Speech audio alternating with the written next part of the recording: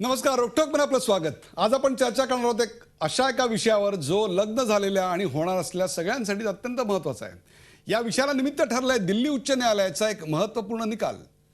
पत्नीनं पतीसोबत शरीर संबंध म्हणजे सेक्स ठेवण्यास नकार दिला तर पतीला घटस्फोट घेण्यासाठी तेवढं कारण देखील पुरेसं आहे असा निर्णय दिल्ली उच्च न्यायालयाने दिला। त्यामुळे विवाह संस्था आणि शरीर संबंध यांचं नेमकं नातं काय हा प्रश्न पुन्हा नव्यानं निर्माण झाला। शरीर संबंध हा पती पत्नीच्या निकोप नात्याचा इंडिकेटर मानायचा का? शरीर संबंधांच्या मुद्द्यांवरून होणाऱ्या घटस्फोटाचं प्रमाण अलीकडच्या काळात वाढलंय का? वाढलं असेल तर ते का वाढलं? आणि सेक्सच्या कारणावरून होणारे घटस्फोट थांबवता येणं शक्य आहे का? यासारख्या प्रश्नांचा वेध घेऊया विवाह आणि संबंध या खास कार्यक्रमात।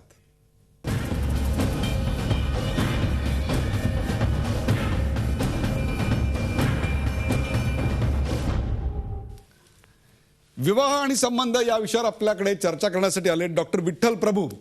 डॉक्टर विठ्ठल प्रभू यांना संपूर्ण महाराष्ट्र ओळखतो। ते एक सेक्सॉलॉजिस्ट म्हणून, ज्याला मराठीमध्ये आपण काम समस्या सल्लागार असं म्हणू शकतो, एक प्रख्यात डॉक्टर आहेत। डॉक्टर, आपलं स्वागत। आणि कायदेशीर बाजू आपल्याला समजावून सांगण्याकरता आले आहेत ॲडव्होकेट उदय वारुंजीकर। या दोघांना घेऊन या अत्यंत जिव्हाळ्याच्या, नाजूक आणि त्याहीपेक्षा अत्यंत स्फोटक अशा विषयावर आज आपण चर्चा करणार आहोत। सर्वप्रथम आज जो दिल्ली उच्च न्यायालयाचा निकाल अलीकडच्या काळात आलेला आहे त्याच्याविषयी आपण जाणून घेणार आहोत उदय वारुंजीकर यांच्याकडनं। उदय वारुंजीकर, या निकालाचा नेमका अन्वय अर्थ काय? आपल्या प्रेक्षकांना थोडंसं सांगितलं पाहिजे की हे निकालपत्र अजूनपर्यंत उपलब्ध झालेलं नाही आहे, परंतु जी काही बातमी आली त्या बातमीच्या आधारावरती असं दिसतंय की नवरा आणि बायको यांचा वाद जवळजवळ 8 वर्ष चाललेला होता। 8 वर्षभरामध्ये वैवाहिक संबंध होऊ शकले नाहीत, त्यांच्यात शरीर संबंध झाले नाहीत आणि म्हणून मग त्याच्या आधारावरती फॅमिली कोर्टाचा निकाल आला आणि फॅमिली कोर्टाचा निकाल दिल्ली उच्च न्यायालयामध्ये त्याला आव्हान देण्यात आलं। दिल्ली उच्च न्यायालयामध्ये अपील करण्यात आलेलं होतं आणि हे अपील हे 2 न्यायाधीशांच्या खंडपीठानं फेटाळून लावलेलं आहे आणि फॅमिली कोर्टाचा जो निकाल होता तो मान्य केलेला आहे। थोडक्यात सांगायचं झालं तर आपल्या प्रेक्षकांकरता फार सोपं त्यातलं तत्व सांगता येईल की जर शरीर संबंध ठेवायला जर का नकार दिला असेल तर त्या मुद्द्यावरती देखील घटस्फोट मिळणं शक्य असू शकतं। हे एका वाक्यामधलं हा झाला, साजरा झाला, तर तो साजरा होणारा विवाह म्हणजे काय, याला कायदेशीर दृष्टिकोनातून काय म्हणायचं? लौकिक अर्थानं सप्तपदी लाजा होम अशा प्रकारचा हिंदू धर्माच्या पद्धतीतला विवाह झालेला आहे, पण शरीर संबंध झाला नसेल तर त्याला कायदेशीर चौकटीत विवाह म्हणता येईल का?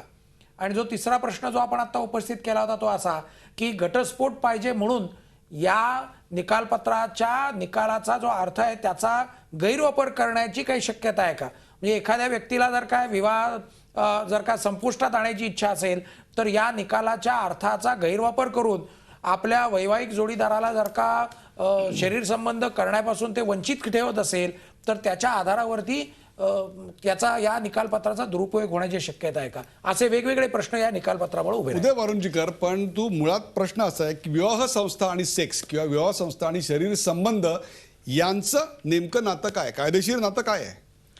आपल्या प्रेक्षकांपैकी जे वरिष्ठ नागरिक आहेत त्यांना आठवत असेल तर आत्ता एक साधारणतः 40-50 वर्षापूर्वी पर्यंतच्या ज्या लग्नाच्या पत्रिका होत्या त्या काढून जर बघितल्यात तर त्या लग्नाच्या पत्रिकेमध्ये एक खास वेगळी शब्दरचना असायची। ती शब्दरचना अशी होती की कुमारी सो अँड सो आणि श्री सो अँड सो यांचा शरीर संबंध करण्याचे योजले आहे, त्या निमित्ताने विवाहासाठी हजर राहावे। याचा अर्थ फार सोपा आहे। आत्तापर्यंत उघडपणे देखील लग्न कशासाठी तर हे या निमित्तानं अशा प्रकारचा साधा सोपा समज होता। थोडक्यात मूळ मुद्दा असा आहे की जी आपली पुढची प्रजा चालू राहावी, पुढचा वंश चालू राहावा, प्रजोत्पादन व्हावं, याच्या करताची जी काही चौकट आहे ती चौकट म्हणजे विवाह संस्थेची। म्हणजे थोडक्यात अधिकृतपणे शरीर संबंध यावेत याकरता विवाह संस्थेची एक प्रकारे त्याला कायदेशीर चौकट निर्माण झाली। सर, आता मला तुम्ही सांगा की कायदेशीर बाजू आपण ती समजून घेतली, परंतु पती पत्नीचं नातं हे अत्यंत जिव्हाळ्याचं असतं आणि त्याच्यामधला सेक्स हा अत्यंत महत्त्वाचा भाग आहे। याविषयी आपण काय सांगाल की अलीकडच्या काळामध्ये विशेषतः या कायद्याच्या पार्श्वभूमीवर जर पतीनं किंवा पत्नीनं शरीर संबंध नाकारले कोणत्याही कारणाने तर ते विवाह विच्छेदासाठी अत्यंत महत्त्वाचं कारण असू शकतं? आधी मला सांगू द्या की माणूस विवाह का करतो? पुरुष विवाह करतो त्याला सेक्स हवं असतं म्हणून, पण स्त्री विवाह लागते ही विवाह करते ती कंपॅनियनशिप हवी असते म्हणून।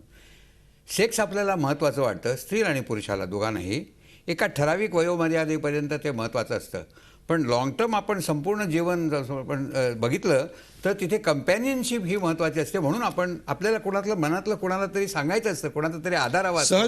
सहजीवन हे महत्त्वाचं असतं, म्हणून आपण विवाह करतो. म्हणून प्रजोत्पादनापेक्षा सहजीवनाला अधिक महत्त्व दिलं पाहिजे. एक. दुसरं, पूर्वी असं होतं की आता वारुंजेकरांनी सांगितलं शरीर संबंधासाठी आपण असं लिहिलेलं असतं. पण आता पूर्वी कसं होतं नातं, अर्थात हे सगळं पुरुषप्रधान समाजामध्ये आपल्याकडे पुरुषांनी सगळं केलेलं आहे की मालक नोकर किंवा भक्त आणि सेवक असं एक नातं होतं. पण आता त्याच्यात बदल झालेला आहे. स्त्री ही शिकलेली आहे, स्त्री आता अर्थार्जन करू शकते आणि तिला मैत्रीचं नातं असतं. आणि आज आपण असं मानलं पाहिजे की स्त्री पुरुष नातेसंबंध हा मैत्रीचा असला पाहिजे. मग तिथे आता सेक्सविषयी एका ठराविक वयामध्ये प्रजोत्पादन व्हायला पाहिजे म्हणून निसर्गाने सोय ती केलेली आहे, खरी गोष्ट आहे. पण तेच फार महत्त्वाचं आहे अशातली बाब नाही.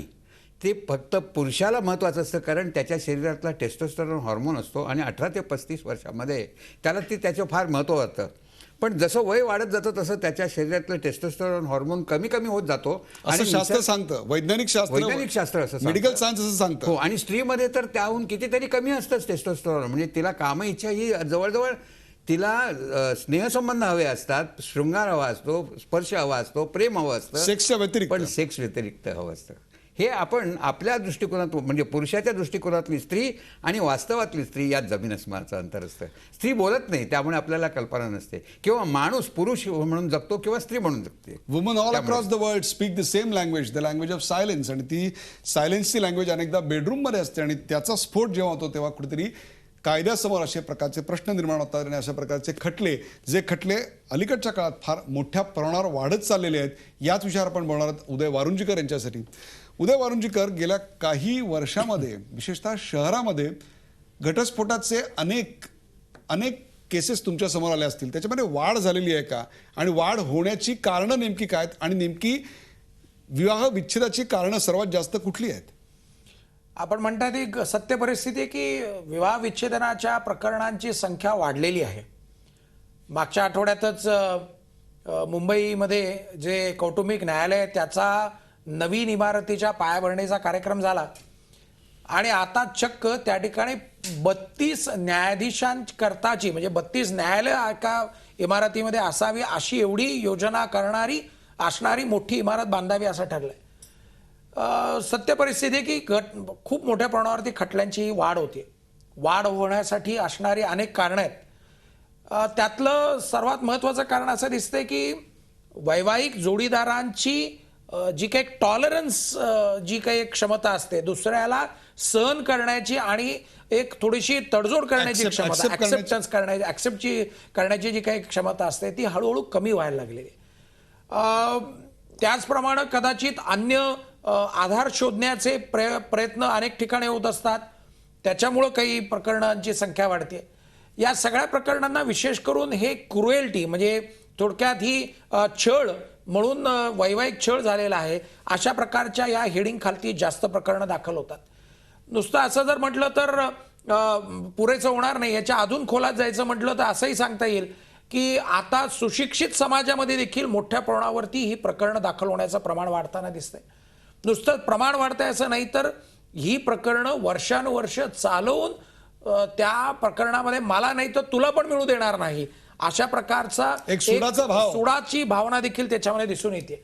या सगळ्या याच्यामुळे खरंच प्रश्न असा निर्माण होतो की ही जी काही प्रकरणं आहेत की ज्याला आपण कौटुंबिक न्यायालयाकडे जाणारी जी प्रकरणं असतात, विवाहविषयक प्रकरणं असतात, यांना खरं पाहता एवढी वर्ष पेंडिंग ठेवणं, एवढी वर्ष ती चालू ठेवणं आणि त्याच्यातून निर्माण होणाऱ्या प्रश्नांचा पुढं त्याचा आपण पाठपुरावा करणं, हे सगळं जरा यातून अनेक प्रश्न उभे राहतात.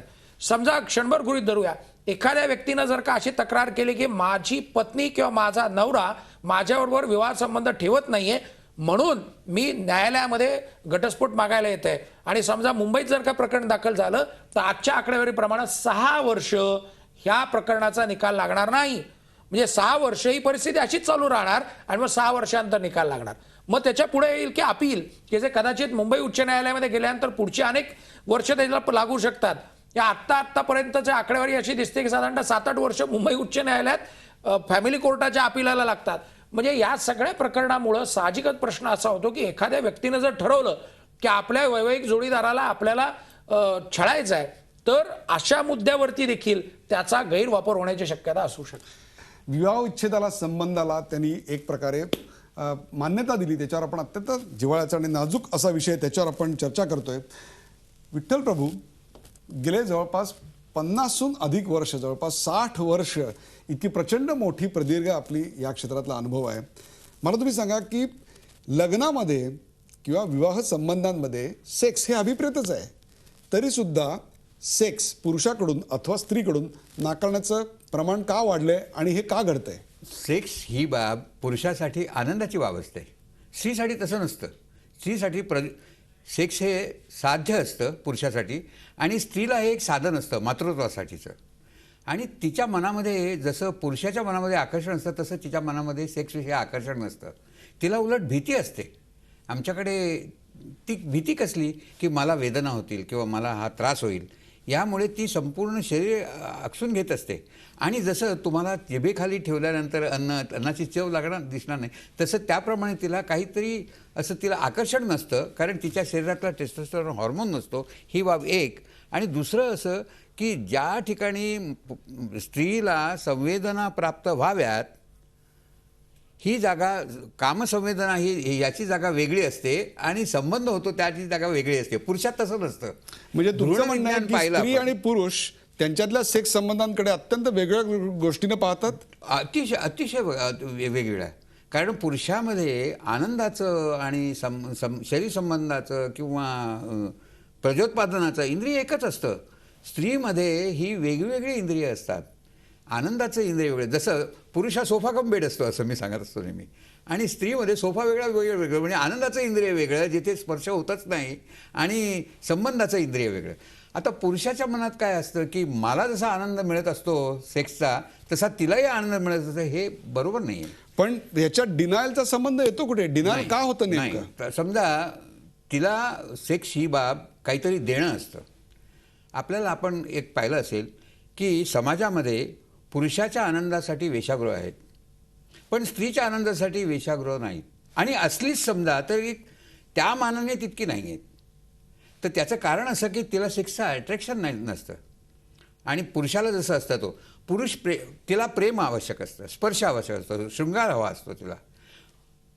पुरुष वेश्येकडे जातो त्यावेळेस त्याला त्याच्यातलं काही नको असतो, फक्त त्याला सेक्सचा आनंद हवा असतो. हा फरक आहे आणि त्याचं कारण आहे टेस्टोस्टेरोन हॉर्मोन. मग असं असताना अनेकदा अनेक विवाह संबंधांमध्ये सेक्स नाकारल्यानं विवाह संबंध तुटतात. त्याला आज कायद्यानं आपल्याकडे एक प्रकारे कायदेशीर चौकट त्याला मिळालेली आहे.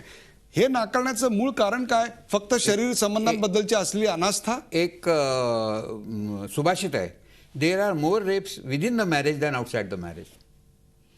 स्त्री ज्या वेळेला संबंधाला तयार होते, केवळ आपल्या नवऱ्याला काहीतरी आपण देणं आवश्यक आहे त्याच्या गरजेनुसार म्हणून ती तयार होत असते. अन्यथा 12,000 पुरुष आणि 8,000 स्त्रिया यांचं किन्सेने विवरण केलं आणि त्यामध्ये असं सापडलं की पुरुषाचा जो ग्राफ आहे, तो आलेख आहे, तो असा फार उंचावर आहे, स्त्रीपेक्षा 5 पट उंचावर आहे तो. आणि स्त्रीचं हॉरिझॉन्टल असा आलेख मिळतो. कारण निसर्गाला प्रजोत्पादन हवं असतं, कबूल आहे, पण तिला ज्यावेळी तिच्या पोटात स्त्रीबीज येतं त्यावेळी तिला इच्छा होते आणि मासिक पाळीपूर्वी इच्छा होते. मासिक पाळीपूर्वी इच्छा होते याचं कारण तिचं कंजेशन झालेलं असतं इस्ट्रोजन आणि प्रोजेस्टेरॉन हॉर्मोनमुळे. आणि ज्या वेळेला स्त्रीबीज येतं साधारण मासिक पाळी आलेल्या दिवसापासून 14व्या दिवशी येतं, ते निसर्गाला प्रजोत्पादन हवं असतं म्हणून त्यावेळेला तिला पुरुषाच्या स्पर्शाची आवश्यकता असते. पण तिला तिथे आनंद नसतो. जसं आपण मी मागचं सांगितलं तसं जिभेखाली तुम्हाला बोलावलं घरी आणि मी सांगितलं मी तुमच्या जिभेखाली ठेवणार आहे, तर तुम्हाला ते कधी त्याची टेस्ट कळणार नाही, त्याची केस. तसं त्याप्रमाणे तिला तिथे आनंद नसतो. झी 24 तास एक पाऊल पुढे.